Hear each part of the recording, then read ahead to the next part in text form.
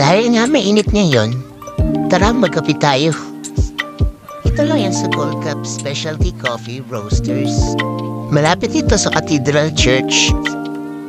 At dahil nga another level ang karugtong na bahala nila ngayon, another level din ang interior nila. Napaka-aesthetic ng interior nila sa loob.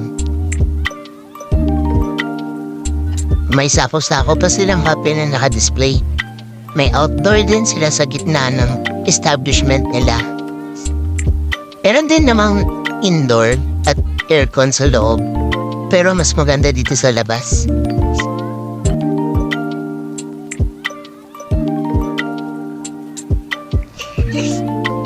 Yan. Pasok tayo sa loob. Hanapin natin yung CR.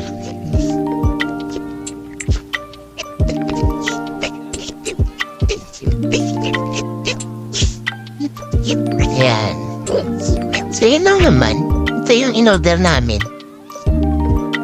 Ang paborito pa dito, Spanish Piccolo. Ayan. Ito na naman yung Spanish latte nila. Hot. Yan yung loob. Picture ulit. Walang katapos ang picture. Ito naman yung potato chips na. Masarap yan. So, kayo, pag nainitan kayo, magkape rin kayo dito. Sobrang sulit yung babayaran ninyo. Yan lang.